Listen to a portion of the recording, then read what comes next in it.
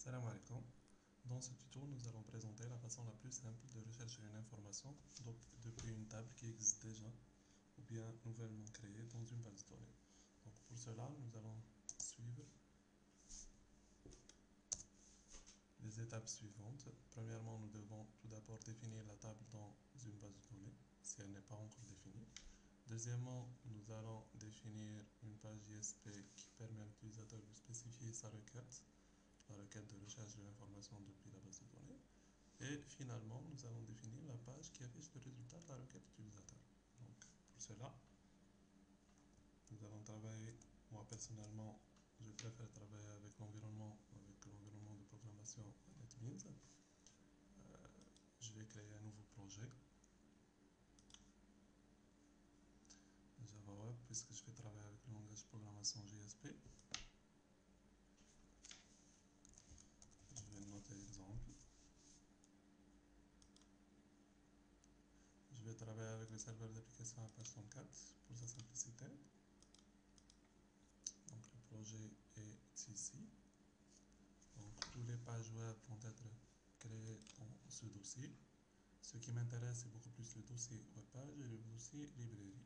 Donc je vais parler tout à l'heure après sur l'utilisation des librairies dans ce projet. Donc commençons tout d'abord par créer la table dans la base de données. Pour cela, on va dans l'onglet services. On va travailler avec la base de données qui existe déjà dans NetBeans. Donc NetBeans, il propose dans sa hiérarchie trois bases de données. Pour tester les exemples, donc je vais ouvrir la première page, la première base de données. Vous allez voir qu'elle contient déjà des tables. Donc moi je vais créer ma table perso. Donc je vais faire créer table. Je vais la noter par exemple la table client. Je vais créer dans cette table plusieurs champs. Par exemple son matricule, son nom et son prénom. Donc n'importe quelle table elle doit spécifier une clé. Donc la clé la plus logique c'est le matricule. Le type numérique par exemple. Et la taille, je vais définir par exemple la taille de 10. Le nom c'est un caractère, donc je vais le mettre comme ça avec une taille maximum de 30. Le prénom c'est la même chose, caractère, et le maximum c'est de 30. Donc la table elle va être créée ici, la table client, voilà, avec les trois champs que j'ai spécifiés. Pour voir les données, je vais faire un view. Je vais voir que la table elle est, pour un début, elle est vierge. Donc je vais procéder à des exemples. Par exemple le premier, il s'appelle AAAVVP. Ça c'est le premier client. Le deuxième client, je suis en train de créer des clients arbitraires, juste pour tester. Voilà. Donc après, donc ici j'ai créé la table, c'est tout. Je reviens à mon projet. Qu'est-ce que je vais faire dans mon projet? Je vais créer des pages. Grosso modo, je vais créer deux pages. La première page, c'est la page avec qui il y a une interaction entre l'utilisateur et la base de données. La deuxième page, elle va afficher le résultat. Donc, je vais créer moi un projet qui va rechercher par exemple le client CCC dans la base de données dans cette table. D'accord. Donc, revenons à notre page. Je vais tout simplement copier le code que j'ai fait avant, juste pour vous montrer comment ça marche. Donc dans ce code, qu'est-ce que j'ai fait? Je vais expliquer tout d'abord dès le début. Donc ici, comme vous voyez, une page JSP elle commence avec HTML. Donc puisque le JSP c'est un mélange entre HTML et Java, le JSP de base, je parle de JSP de base. Donc c'est un mélange entre HTML et Java. Tout ce qui est statique, je vais le faire en HTML. Tout ce qui est dynamique, interaction avec la base de données, je vais le faire en Java. D'accord. Donc premièrement, l'HTML est là. Ça c'est l'entête de la page et ça c'est le body de la page. Donc je vais créer un menu où l'utilisateur il peut rentrer sa requête. Je vais exécuter pour voir qu'est-ce que ça donne. Ensuite je vais expliquer le code.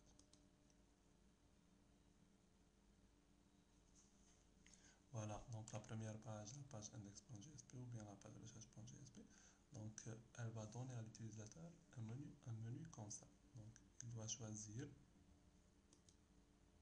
dans le premier volet. Le deuxième volet va entrer sa requête. Le troisième volet, c'est envoyer la requête à la deuxième page. Donc comment on a fait ça? C'est tout simplement, tout ça, c'est dans un formulaire, un simple formulaire. Donc dans un formulaire, j'ai spécifié trois paramètres. Donc le premier, c'est un select, avec qui j'ai noté le nom et le prénom. Le deuxième, c'est un input. Le troisième, c'est un input. Le deuxième, c'est un input vide, donc de type texte. Et le troisième, c'est de type submit, c'est-à-dire le type qui envoie les résultats vers la deuxième page. Donc un formulaire, quand je clique sur le bouton envoyer, donc le serveur d'application, qu'est-ce qu'il va faire? Il va envoyer nos données que j'ai saisies ici vers la deuxième page. Quelle page? C'est la page là, c'est la page de recherche.jsp. Je la définis dans le champ action du formulaire. Okay. Donc ça c'est la page index. Je vais créer une nouvelle page que je vais l'appeler recherche.jsp. Donc ici, je vais créer une nouvelle page JSP. Je vais la noter recherche.jsp. D'accord. Donc la page recherche.jsp, je vais récupérer les informations que l'utilisateur a saisies dans la première page index.jsp et je vais travailler avec ces informations. Ok. Donc revenons à la page index.jsp. Ici, j'ai fait le champ select. Donc le champ select, j'ai deux choix, soit le nom, soit le prénom. Ici, la valeur du nom, c'est nom. La valeur du prénom, c'est prénom. Donc, ces informations-là, il faut qu'elles soient exactement comme j'ai noté ici dans la base de données. Pour avoir une cohérence. D'accord? Ici, un nom, N-O-N. Ici, N-O-N. Ici, prénom, P-R-E-N-O-N, P-R-E-N-O-N. Donc, il faut que ça soit la même chose. D'accord? Donc, le nom du champ, c'est le name, c'est select. Le nom du deuxième champ, c'est choix. Donc, ces deux paramètres-là, select et choix, qui vont être envoyés à la page recherche.jsp. Donc, le champ select, il doit avoir comme information soit nom, soit prénom. Par contre, le nom choix, l'input choix, c'est la valeur qu'il va rentrer l'utilisateur. Revenons à la page de recherche. J'ai déjà fait la page de recherche. Je vais faire un copier-coller.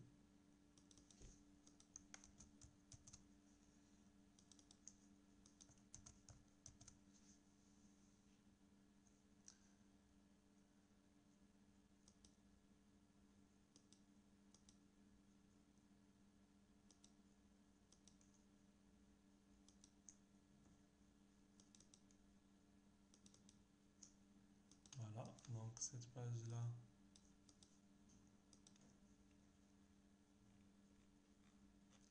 je vais discuter depuis le début ce code. Donc la première ligne, elle définit que je suis en train de coder avec TF8. Je vais voir la différence après si on enlève cette ligne. La deuxième ligne, je vais importer la bibliothèque java.sql pour que je définis la requête SQL, puisque je vais travailler avec le langage SQL pour demander de l'information depuis la base de données. Donc pour ça, j'ai besoin de cette bibliothèque. Donc ça, c'est le head côté HTML et le body. C'est le body qui m'intéresse. Donc je vais afficher le résultat de la requête, je vais l'afficher dans la table, dans une table. Donc c'est pour ça que j'ai commencé par une table dans l'HTML. Dans une table, tout ce qui est ligne, je vais le définir en TR. Tout ce qui est colonne, je vais le définir en TB.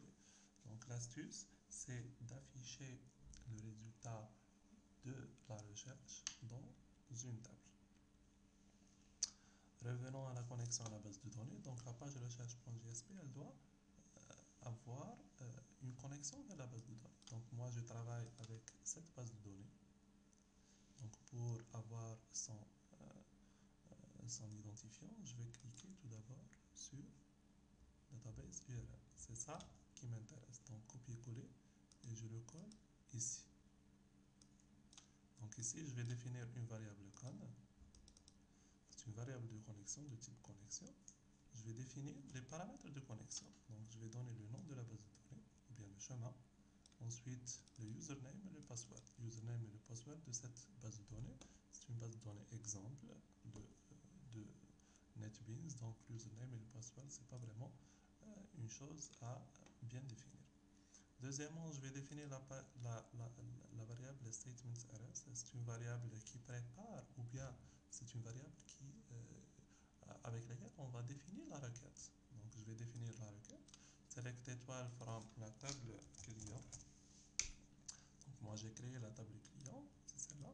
Donc, je vais chercher dedans, dans la table client. Qu'est-ce que je vais chercher? Je vais chercher un client. Donc, de client, comment je vais le chercher? Where, select étoile from la table client, where x like y. C'est quoi le x et c'est quoi le y? C'est les paramètres qui ont été envoyés par la première page. Donc ça, donc je vais chercher dans la base de données where le nom égale ce que je vais noter ici. D'accord? Donc je vais chercher cette information. Donc le premier champ, c'est le champ select. Le deuxième champ, c'est le champ choix. Donc ces deux champs-là, ils vont être envoyés à la page recherche.jsp. Donc je vais récupérer cette information. Comment je vais récupérer cette information depuis une page vers une autre page? Je vais la récupérer à l'aide de la requête Java request.getParameter. Donc le premier champ, il s'appelle select, puisque je l'ai appelé ici un select. Voilà. Et le deuxième champ, il s'appelle choix. Donc qu'est-ce que je vais faire? Donc la requête, revenons à la requête. Select étoile from la table client, where le premier champ, je vais récupérer à l'aide de la requête request.getParameter, égale au deuxième champ. Le deuxième champ, c'est le champ choix. Donc pour récupérer l'information du deuxième champ aussi, je vais request.getParameter. Donc ici, j'ai fait le premier égal au deuxième. Je vais après vous expliquer c'est quoi le like. Troisièmement, je vais définir une variable rs qui va recueillir l'information de la recherche. Donc ici, on va exécuter la requête. Execute query. Quelle requête je vais exécuter? C'est la requête qui se trouve dans la variable statementRs que j'ai définie ici. D'accord? Comme vous voyez, statementRs a là un lien avec la variable con que j'ai définie ici. Donc celle-là, elle a relation avec celle-là, et celle-là, elle a relation avec celle-là. Ok? Donc, puisque je peux définir 2 ou 3 connexions en même temps dans notre fichier, comme je peux définir plusieurs requêtes. Donc, à chaque fois, il faut faire le lien. C'est pour ça qu'il faut suivre. Donc, la variable rs, qu'est-ce qu'elle contient? Elle contient un tableau. Elle contient un tableau avec les variables rs, un tableau virtuel. Le tableau virtuel, c'est les résultats de l'exécution des 3 variables. While rs. Donc ici, je vais définir une boucle.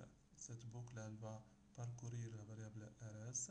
Comme c'est une table, elle a cette forme-là. La variable rs, elle a une forme de ce tableau-là. Donc je vais parcourir cette table ligne par ligne avec la requête rs.next. Donc à l'intérieur du while,